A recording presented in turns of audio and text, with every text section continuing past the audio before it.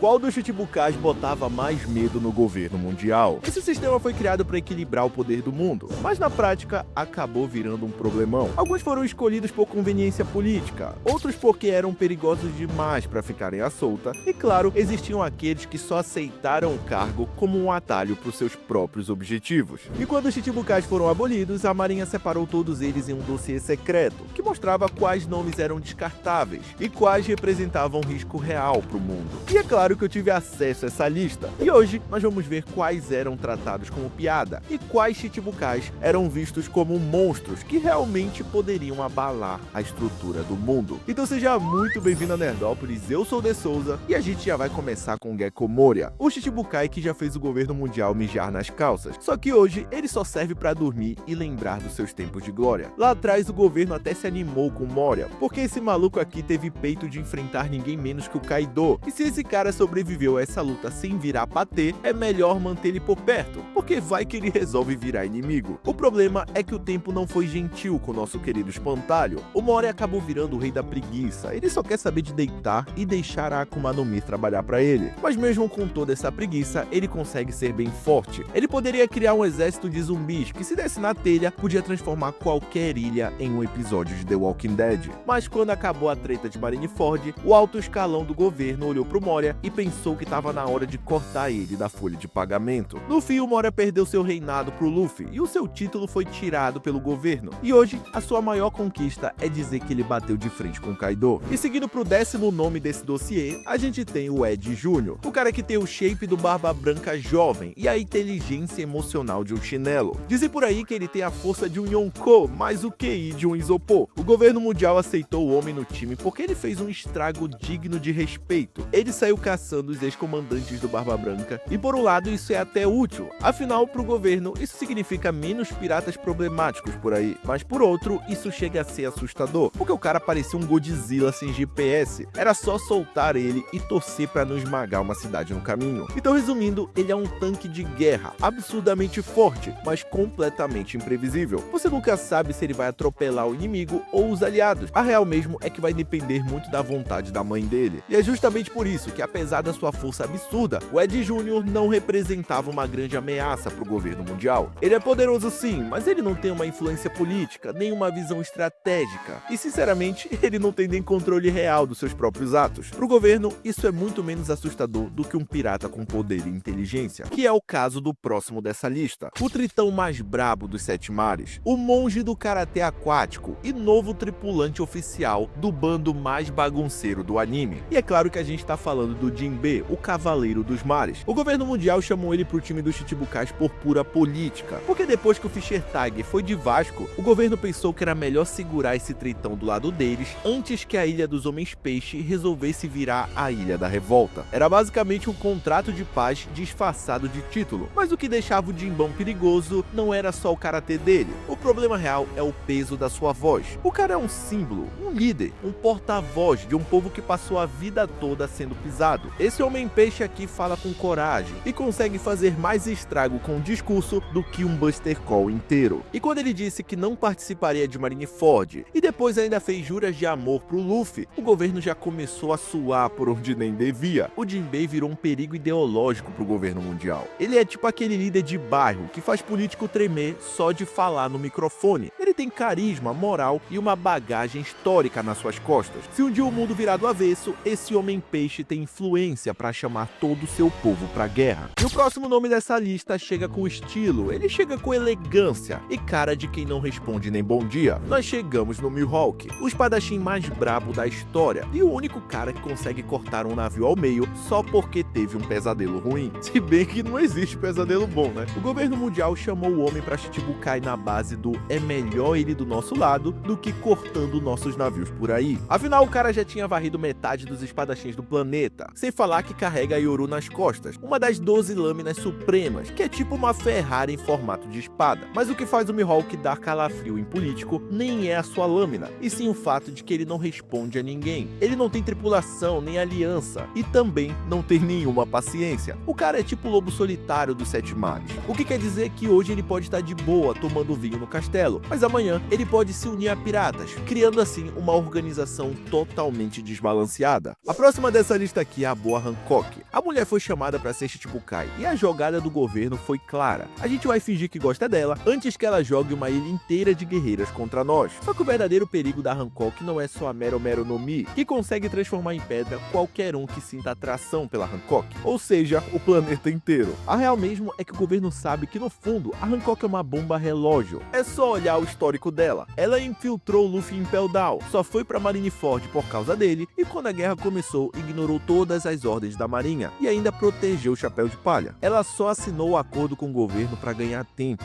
E as guerreiras Kuja, mais a sua fruta apelona, faz da Hancock uma dor de cabeça gigantesca pro governo mundial. Não é à toa que depois que o sistema dos Chichibukais caiu, o governo foi em massa pra Amazon Lily tentar capturar a Imperatriz. O próximo é o mestre dos bastidores, o crocodilo do deserto que nunca toma banho. O homem que já derrotou o protagonista não apenas uma, mas 2 vezes, e acabou perdendo apenas pro roteiro. O governo mundial achou que estava fazendo um bom negócio colocando esse homem no sistema do Chichibukai. O crocodilo não queria fama, ele queria simplesmente Alabasta, um dos reinos mais importantes do mundo. E olha que ele quase conseguiu só na base da manipulação. O cara passou anos nos bastidores, controlando um país inteiro, deixando o povo revoltado com seu próprio rei. Ele plantou fake news em cada esquina e conseguia aparecer como salvador da pátria. Tudo isso para conseguir colocar as mãos em Pluton, uma arma ancestral. O cara chegou perigosamente perto de pôr as mãos em algo que pode apagar um país do mapa. O crocodilo é aquele vilão CEO que nem suja as mãos. Ele é perigoso não só pela força, mas pela frieza de quem calcula cada movimento como se fosse um checkmate. E o próximo nome dessa lista é Bartolomeu Kuma, o cara que começou como escravo,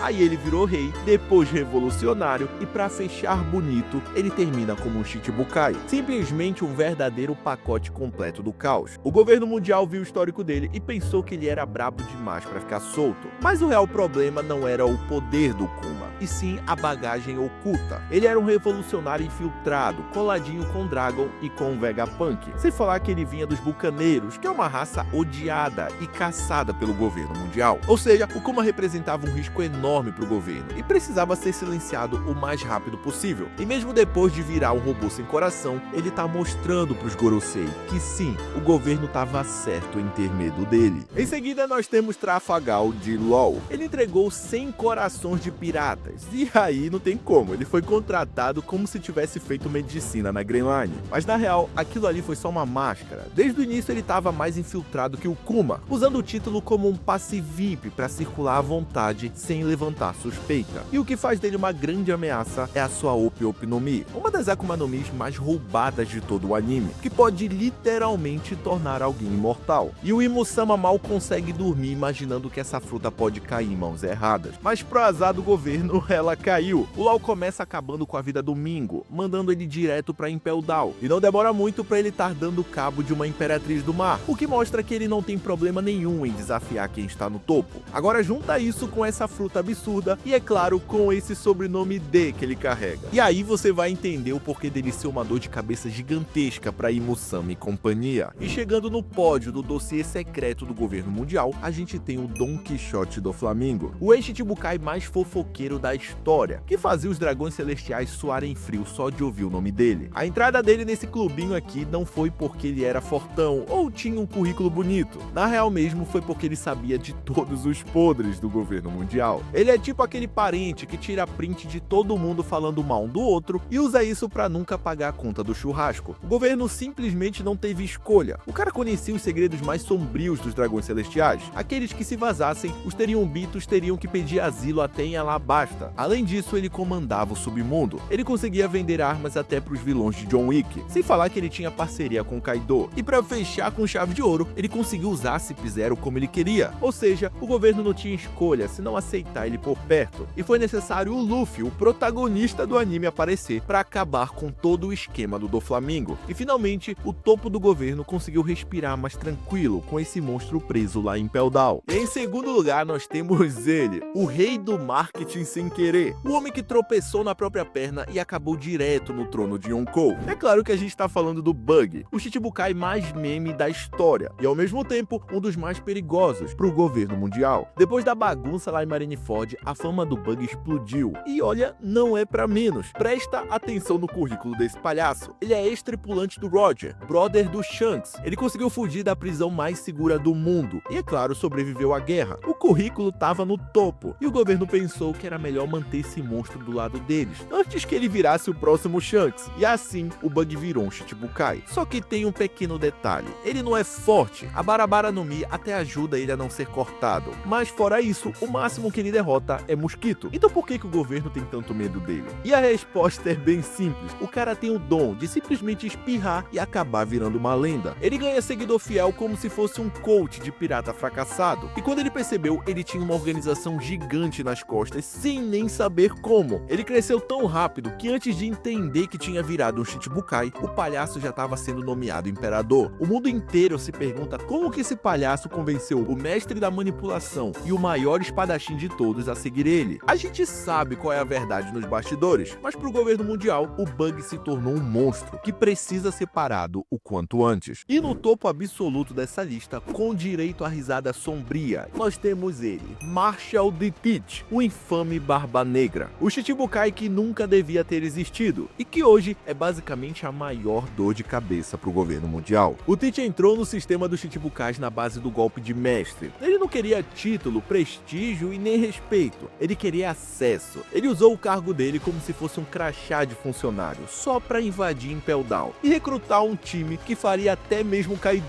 pensar duas vezes antes de atacar. Mas o que coloca o Barba Negra nesse pódio não é só a sua Yami Yami no Mi, que consegue engolir poderes como se fosse sobremesa. O fato é que esse homem aqui é o primeiro da história a quebrar as regras do universo e conseguir o poder de duas frutas do diabo. Ele simplesmente virou um bug ambulante do sistema das Akuma no Mis, sem falar que ele tá caçando as melhores frutas e entregando elas para os seus companheiros. Depois de Marineford, quando ele matou e roubou ninguém menos que o Barba Branca, o mundo entendeu que não tava mais lidando com um pirata, e sim com um imperador em construção. E só pra constar, foi ele quem deixou a cicatriz na cara do Shanks, antes mesmo de comer qualquer fruta. Ou seja, esse cara aqui já era perigoso naturalmente. Agora, com duas frutas e um plano diabólico que ninguém sabe o que é, ele virou praticamente um apocalipse com barba. Só o que a gente sabe é que ele quer colocar fogo em tudo e recomeçar com ele no trono. Ele não perde tempo com laços e amizades. Ele matou seu irmão para conseguir uma fruta. Ele entregou o seu comandante para virar Shichibukai e matou seu pai, o homem que adotou e salvou a sua vida quando era criança apenas para conseguir mais poder. O governo sabe que o Barba Negra não tem limites e que ele está disposto a tudo para conseguir o seu objetivo. O Barba Negra sozinho consegue mostrar o tamanho da ameaça que um único imperador pode representar. Agora imagina todos os Yonkous, cada um com um plano diferente para tomar o poder. Você consegue imaginar como cada imperador oferece um risco diferente para o governo mundial? Bom, é exatamente isso que a gente fala nesse vídeo aqui. Vamos entender o motivo de Imo-sama e companhia ter tanto medo dos imperadores. Então já clica aí que eu te vejo do outro lado. Eu espero que você tenha gostado desse vídeo. Eu sou De Souza e muito obrigado por vir a Nerdópolis.